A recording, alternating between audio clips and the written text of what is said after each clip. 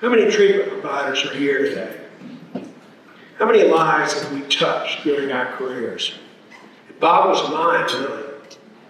Recovery has become a revolution of sorts, quietly and consistently churning out our product, which is sober, successful people who in turn help to create more sober, successful people. So we're here today to honor one of our own. Alice Harrison worked in our field for 37 years. She's touched the lives of over 20,000 people throughout her career, quietly and consistently producing sober, successful people. Don't ask me how I came up with that number. I actually sat down with a calculator and I tried to get as close to the reality as I could based on my knowledge of her career. Alice has been a key player in our community's recovery revolution. Our recovery community would not be the same without her tireless work and dedication. As I mentioned earlier, Alice began her career at the Charlotte Treatment Center in 1983. She participated in Charlotte Treatment Center's family program the year before when her husband Ed entered treatment there. By her own admission, she knew nothing about addiction at the time. The family program opened Alice's eyes to a new life. She had a front row seat to the miracle of recovery, and it changed her life. 1 year later, Alice accepted an employment position at CTC as an executive secretary. Soon thereafter, she moved over to Admissions Supervisor. Alice loved her work. She describes it as discovering her life's passion. Admissions work is difficult. I've always thought it's one of the hardest jobs in the treatment center. You have to talk to people when they are at their sickest and most desperate points in their lives. When you think about it, you're asking them to make the most sane decision they'll ever make, to enter treatment, when they are arguably as insane as they'll ever be. Alice worked with thousands of these potential patients during her 7 years at CTC, probably around 4,000. Don't ask me how I got that number. This served as an excellent foundation for what was to come next.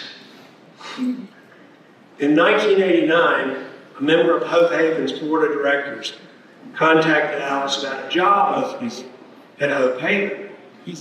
Founded in 1976, Hope Haven opened their first recovery residence that served women seeking to rebuild their lives on a solid foundation of recovery. In 1989, they were looking for a new executive director. Alice applied and was hired for the position. When Alice arrived at Hope Haven, they had 2 halfway houses, a 10-bed women's house and a 9-bed men's house. Significant expansion soon followed. Here's a look at this. A 10-bed women's quarter-way house near University, a 20-bed men's house in Charlotte that began as a halfway house and later transitioned to permanent housing, 8 apartments near Johnson C. Smith University for women and children, the Arietta Black House for 10 women, the Serenity House in Concord for 10 men. Alice began another project, which was to become a game changer for the Charlotte community. She worked through what she describes as a messy deal to arrange funding to purchase a new Hope Haven facility on North Tryon Street. The Villager Lodge was a 205-bed, dilapidated, drug-infested motel. Alice and her team saw an opportunity there. They began the process of purchasing and transforming the motel into a sober living facility unlike any other program in the entire United States. Her program allowed homeless addicts and alcoholics to live together as intact families on site at Hope Haven. Intact families, single men and women, single moms and kids, single dads and kids. Hope Haven served them all. No program had ever done this at this scale before. It was truly groundbreaking for its time. Hope Haven's clinical programming expanded as well. Residents are assigned counselors upon admission. They receive physical and mental health assessments and are provided tools and connections for their recovery. Residents participate in workforce development and job readiness programs. Special programming is available for families and children. When residents are ready to transition, Hope Haven provides job search and permanent housing assistance. Alice oversaw the development of all these services and more. Right. Alice remained at Hope Haven for 29 years.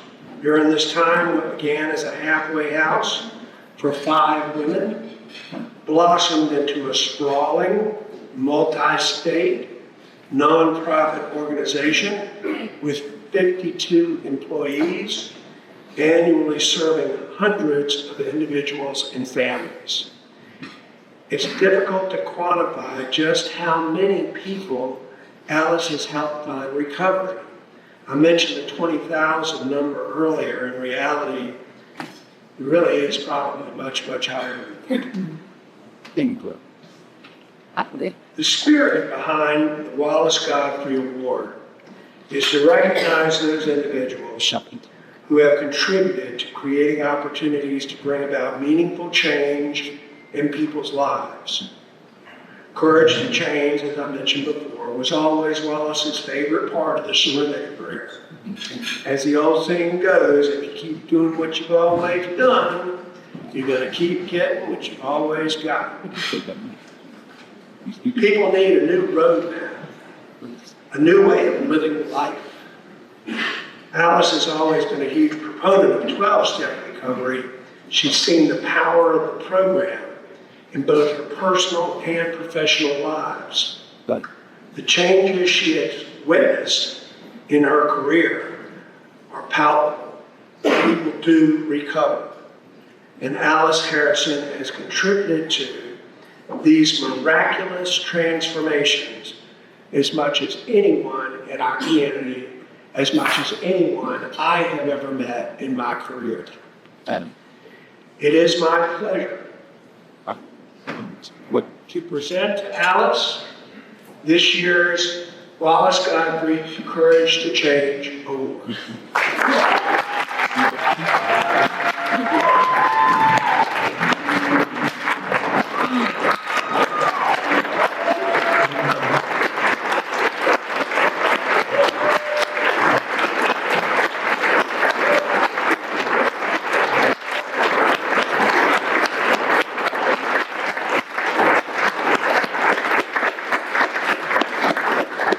Thank you so much. First, I want to start by thanking Charles and his staff for even giving me this award.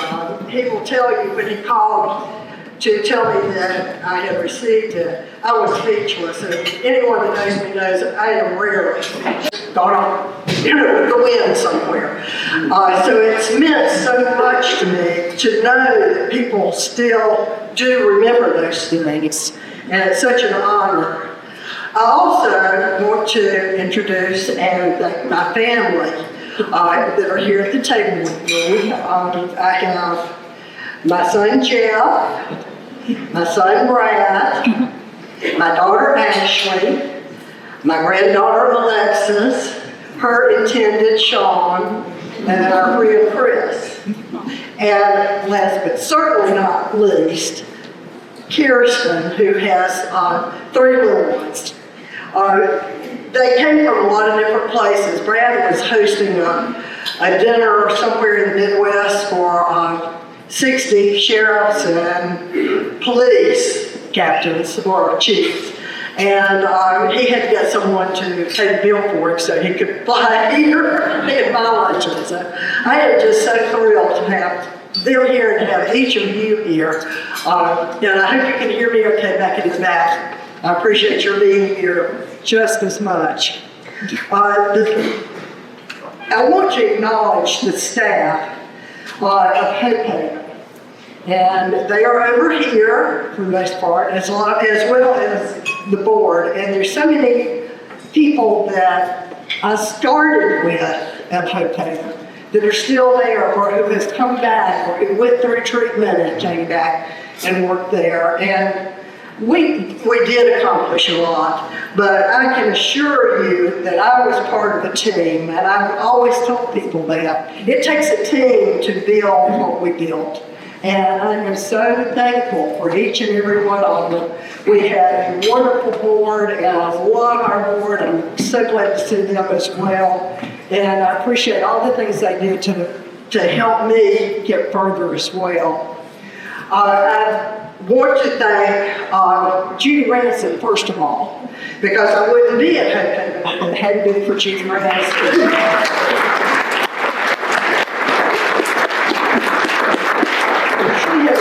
About the job, and I didn't really want it, I didn't think. And, you know, if you know Judy, you know that you can't say no to Judy. So we went and we looked at the houses, and I went to the men's house, and it had, in one of the rooms, 7 pieces of carpet in the same bedroom, and it had cracks in the walls, and I thought, oh, they need help. And I had to do it. I just had to do it. So Judy is a wonderful friend, and she's someone that I just am forever thankful for. Also, beside her is Kristen Blenson. And Kristen is the person that not only filled my shoes, but got new shoes. And if I had been the one to choose someone to take my place, it would have been Kristen. And she and I have become great friends, and I'm just so proud of the work that they're all doing. Rowan has been here the whole time as well. Phyllis has, so many of you have, and I just appreciate you so much. Just a very short history, because you did go into some of the history about Hope Haven. It was formed in 1976 by 2 women. The first one was Arietta Black, and the second one was Alice Trotter. And a lot of times people think I was one of the founders because of the name Alice, but I would love to have been, but I wasn't. But these were 2 women who were in a program of recovery and worked with a lot of women and saw that there was just nothing there for women. There wasn't treatment when they first went to get sober. They would see women that they were working with that had husbands who would beat them up because they go to meetings. It was a bad time for women in 1976 and with alcoholism. So they worked for several years to get a group together. They got turned down over and over and over, and finally grants gave them a $5,000 grant to begin their recovery house. When I came in, I came just as they were finishing building their first women's house that was their own. And they were doing that because the bathroom had fallen through the floor from the second floor to the first in their house, and they felt like they needed something safer. Thank goodness I had to say. But these are the people that save lives. So many of you save lives every day. And that's one of the things that Charles said that I love about being in this field, because you see a miracle every day. Every day that you're at work, you're going to see a miracle of some kind. And that's what makes it so wonderful. I'm also thankful that I entered this field at the time when there were so many old-timers. And these were people that went through, didn't go through treatment because treatment didn't really exist. They might have gone to detox 10, 15, 50 times, but they did not get sober there. They got sober through the programs of AA and M. And the stories that they told and the things that they went through provided such an impetus to me and to others to do whatever we could do to help people have the opportunity to get clean and sober without having to go through all that they went through. Not to say that they still go through an awful lot too. And the thing is, they're not bad people, as too many people think. They'll say, oh, he's just drunk. There are bad people, they just do bad things. And everyone can get sober if they choose to get sober. It might take going through treatment these days 6 or 7 times. But they can do it if that's what they want to do. I'll end with lessons that I have learned. And of course, I've learned many, many, many lessons in 29 years. But these are just a few. The most important one is I can save anyone. I can help them get on that path of recovery so that they can save themselves working with the professionals that can give them the tools. The wonderful thing about Hope Haven is that a lot of times 4 to 6 weeks is just not enough time. And all of our people were homeless on top of that. So it just wasn't enough time to get their lives together so that they could move forward successfully. And Hope Haven gave them the opportunity, and still gives them the opportunity, to stay there up to 2 years and get that time that they need and get reunited with their family and learn how to use their tools of recovery. So that's the biggest lesson to me. Also, that goes right on with that, some people are just not going to be successful the first or second or 5th or 6th time. But that doesn't mean that they are failures. I know someone that is in this field that went through treatment and detox, at least detox and sub-treatment, 34 times. And now he's the head of the program. So you never know when that time will be. But it can be there. So with that, I just want to say thank you. I want everyone to know I've gotten so much more from you and people like you and the people that we work with and the miracles that we see than anything I could ever have done in life. My kids have made a lot of sacrifices for me through the years because I'd be on call and that kind of thing, but they did it, and that's why I love them so. I'm the proudest mother, grandmother, and great-grandmother that you'll ever be, I promise you. Thank you so much.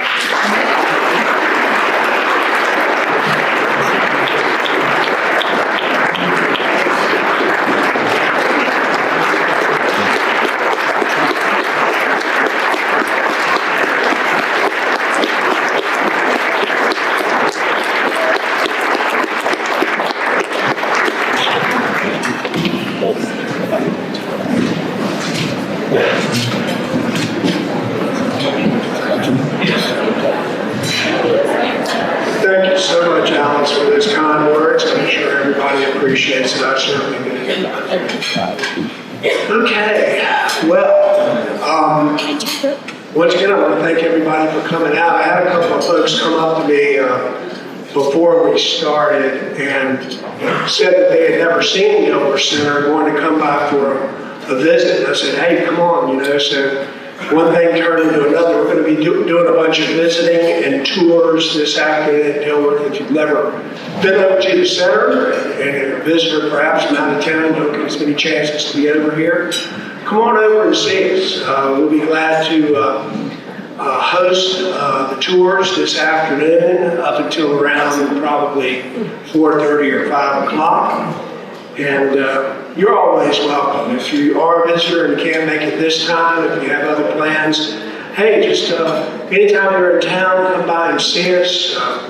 We have an all-staff lunch every Wednesday. You're welcome to join the staff. We'll even pay for your meal. Come over and see us.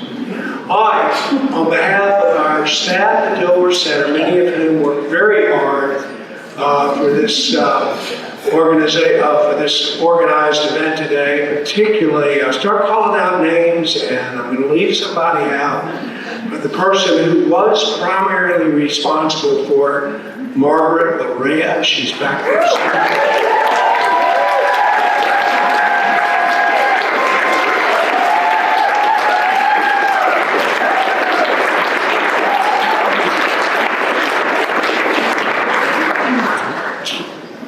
Damn, Margaret, it sounds like you brought your family. Now, if anybody's ever kind of put together an event or a conference or anything like that, knows what kind of work it is. All right, we're going to do this again next year. It'll be the Lucky 13. I want you all to feel free to hang out today. I think we're going to go until probably about 1:30. Tammy, you got something? Oh yeah, well, nobody told me about that. Oh, so back to the program? Okay, if you look at your programs, if you have a dot on the back, what color is it? You get the orchid. Like the silver orchid shade.